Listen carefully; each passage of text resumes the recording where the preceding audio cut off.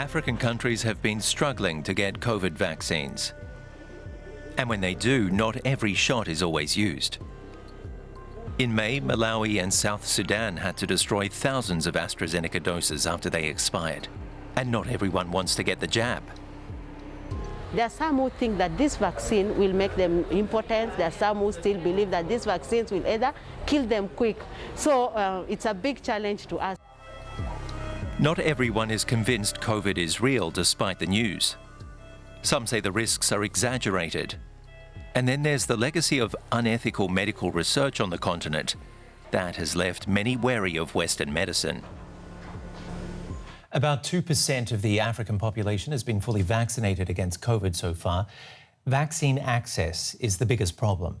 Skepticism is also a challenge. Here's our correspondent Adrian Krisch reporting from Malawi. People are lining up again outside the vaccination centres in Blantyre. There's been a new vaccine delivery. And because case numbers have been increasing in recent weeks, so has people's willingness to get jabbed. Compare that to just a few months ago, when Malawi had to incinerate almost 20,000 unused AstraZeneca doses that had passed their expiry date. Vaccine hesitancy is still widespread, even right outside one of the vaccination centres. In fact, I'm on high risk because we are operating our business within here at Queen Elizabeth Central Hospital.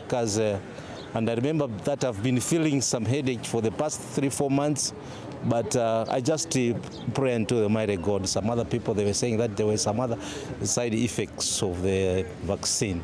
So in fact, I decided to wait and see first before I get vaccinated. No, at the moment, I'm not ready to get it. The reason is because there has been so much rumors about the COVID vaccine. So right now, I'm not sure whether to go for it or not. What kind of rumors? The negative, like, you know, we're gonna die after 2 years. They're going to sterilize us, stuff like that. And where did you get these kind of rumors? On the social media. But medical experts are hopeful that vaccine skepticism will eventually be overcome on the continent. As the higher percentage of your population get vaccinated, less the hesitancy decrease, because people can see that other people that have been vaccinated, they are okay.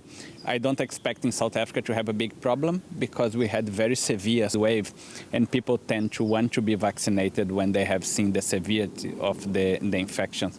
For other countries that didn't have severe infections rates, maybe a little bit more skepticism. Back in Blantyre, many of those waiting for their vaccine are also optimistic that people will eventually accept that the jab is in their best interest. I'm not worried. I'm feeling comfortable just because I get the protection. COVID vaccine is there to protect people. It's not there to kill people. In fact, the authorities, what it's about to do is to sensitize people. Go in the villages, have some communal meeting, tell them the truth of what is there, because sometimes, you know, the social media is the one that is peddling a lot of lies. But there's still a lot of convincing to be done. Fewer than 1% of all Malawians are fully vaccinated. Charles Wisonga is director of the South African Cochrane Centre at the South African Medical Research Council in Cape Town. What's your explanation for the fact that only 2% of Africans are fully vaccinated against COVID? Yeah, thank you so much, Ben, for having me. I'm happy to know that I'm part of the 2%. I got my COVID-19 vaccination because I know that it is the right thing to do. Congratulations. I think access to... Yeah, thank you. Not everybody in Africa has that luxury because access to COVID-19 vaccines in Africa is still a big issue in many countries.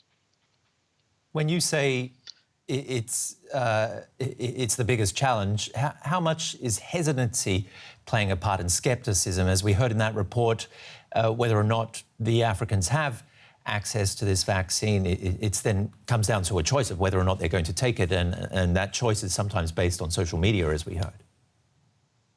Yeah, there's a lot of rumor going on social media. So vaccines are a great asset, and vaccination saves lives, but vaccines would only save lives if people take them, if they are taken up. And we have seen that while access is a big problem in Africa, in most countries, that vaccine hesitancy is also a major challenge. In various surveys that have been done in Africa, you see the proportion of people who say that they are uncertain whether they will take the vaccine or they will, or those who already say that they will not take it. It varies somewhere between 50% and maybe 15% depending on the country, and at times it changes from time to time. In one study that we've just done in South Africa, a national study, we found that 14% of people said that they will not take the vaccine. About 6% are not sure whether they will take or not. And about 6% said they might likely refuse, and 18% are unsure. So quite a large proportion of people who have various degrees of indecision and uncertainty about COVID-19 vaccines. And that will make us not to achieve herd immunity if we only go with the people who are now accepting. So we still have quite a lot to do. You can't blame Africans, though, can you? I mean, this sentiment is based on the tradition of vaccines having been tested in the West and then given to Africans, minus the research in Africa. Yeah, I think I agree with you. You know, in addition to that, you know, let me just take one example. There was in about April last year, when there was a discussion in one French television, there were some scientists, some doctors, I hope, who were saying that vaccinations should be tested in Africa because Africans will not have access to masks. When you have such derogatory remarks, then you would understand why people are skeptical about the West. And there have been some studies, some research scandals either in Africa or related to people of African descent. So you would understand that people can be skeptical, but that does not justify the fact that when facts are presented to people, they should refuse them. So how do you convince the hesitant or undecided parts of the population? Because here we have a vaccine that's been proven to work. I know I just got my antibody test done recently and I've got a super response. No, thank you. Congratulations. Thank you. So what do you say to people? I mean, besides the positive reports you get from people like me or you, how do you convince people to take the jab? I think those positive stories are very important that people can see because of the various rumors they've heard that there are people who have taken them and they are healthy and the risk of getting the disease is now low. And when you get information about places where people have been vaccinated and the rate of disease has gone down, and people who are getting severe disease, there are only very, very few of them, while in places where the vaccination rate is not high, you still continue to have a lot of cases and people are dying, they are getting hospitalized.